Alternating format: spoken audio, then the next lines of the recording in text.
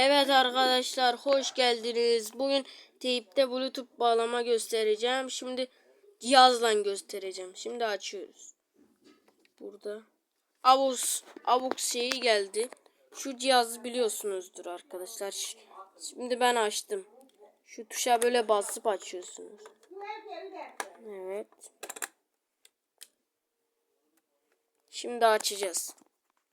Bağlı şu an. Şimdi.